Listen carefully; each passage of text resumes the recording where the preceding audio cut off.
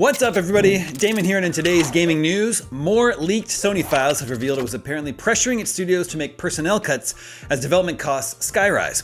Plus, the creator of Five Nights at Freddy's admits to a huge blunder. This is your Daily Fix.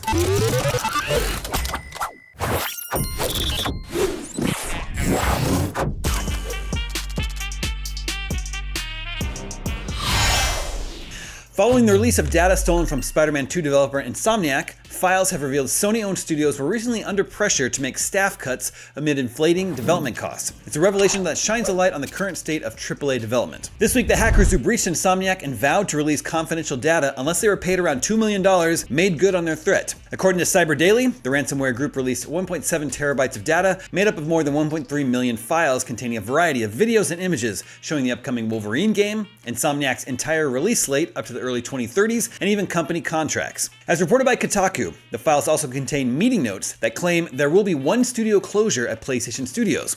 It is currently unclear if this claim remains valid. Sony and Insomniac are yet to comment. Elsewhere, files show Insomniac was under pressure to make budget cuts with 50 to 75 layoffs earmarked for the studio. Insomniac staff reportedly discussed how to, quote, remove 50 to 75 people strategically, as requested by Sony, with the best option supposedly to cut deeply into the Wolverine and Spider-Man 3 teams and replacing staff with team members from the unannounced new Ratchet & Clank game. According to the leaked documents, Sony has called on staff cuts across its first-party studios. Officially, we know of a number of layoffs at PlayStation Studios, including a wave of redundancies at Dreams developer Media Molecule, significant cuts at Destiny developer Bungie, and layoffs at The Last of Us developer Naughty Dog. Meanwhile, the documents reveal internal concern at the growing development costs of Insomniac's games. According to Kotaku's report, Spider-Man 2 development costs ran $30 million over its original $270 million budget and ultimately needs to sell 7.2 million units to break even. Spider-Man 2 was able to sell more than 5 million units in its first 11 days after release. The leaked documents show the increasingly precarious nature of AAA video game production, which some experts have called unsustainable. And Insomniac is not alone in spending hundreds of millions of dollars on individual titles. In June, documents released as part of the Xbox Federal Trade Commission lawsuit revealed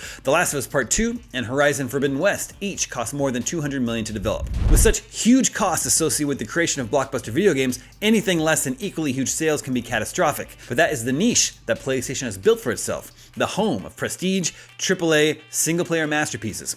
But the fact that this approach is so expensive to sustain is the reason PlayStation has been interested in entering the games as a service model and why it is so worried about Xbox after its acquisition of Activision Blizzard. Leaked documents show Sony saying Microsoft is now positioned to, quote, leapfrog our current pillars. Microsoft is now armed with strong live service games, entrenchment in the mobile games market, and a ready-made PC storefront in Battle.net. The first-party gaming landscape changed significantly this year with the Activision Blizzard acquisition. What Xbox is now capable of and how Sony responds will be one of the biggest stories to follow in 2024. Speaking of hackers, the hacker primarily responsible for leaking dozens of clips of an in-development Grand Theft Auto 6 has been sentenced to an indefinite imprisonment in a secure hospital. According to the BBC, hacker Arian Kurtaj is a member of international hacking group Lapsus, which has previously carried out numerous attacks on major companies including Nvidia, Microsoft, Samsung, and Uber. Kurtaj was apparently out on bail for the Nvidia attack and in police protection at a Travelodge when the attack was carried out in September of last year. Though his laptop had been confiscated at the time, Kurtaj was nonetheless able to hack into Rockstar's internal systems using an Amazon Fire Stick, his hotel TV, and a cell phone. Not long after, he posted the clips on the message board GTA forums. Kurtaj was deemed unfit to stand trial due to a medical diagnosis of acute autism, which resulted in a request that the jury simply determine whether or not he was responsible for the attack, not whether or not he'd had criminal intent. He was reportedly violent while in police custody, including dozens of reports of injury or property damage, according to BBC. It also reports that a mental health assessment in the hearing read that Kurtaj, quote, continued to express the intent to return to cybercrime as soon as possible. He is highly motivated. While Kurtaj's defense reportedly argued the success of the recent GTA 6 trailer indicated there had been no measurable negative impact from the hack on Rockstar, Rockstar in turn argued that it had cost the studio $5 million and thousands of hours of staff time. The trial concluded with Kurtaj being sentenced to an indefinite imprisonment in a secure hospital with the potential to be freed if doctors determine he is no longer a threat to others.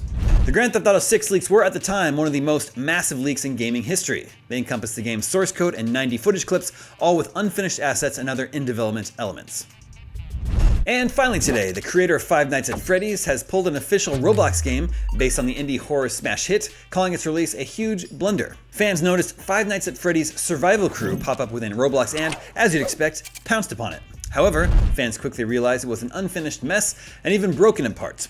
Amid an emerging backlash, the creator took to Reddit to explain what had happened. "What a screwed up day," he began. "Yes, there is an official Roblox game being worked on. I'm actually a big Roblox fan and play it a lot with my kids, but the fact that this was released today is one of the most baffling, insane things to ever happen in my 10 years of working on Five Nights at Freddy's. This is a game in its infancy. Temp assets, temp gameplay, unfinished everything. The fact that it got dropped today suddenly on the public just blows my mind. Apparently there was a huge misunderstanding when I approved a skin and it was interpreted as release the game."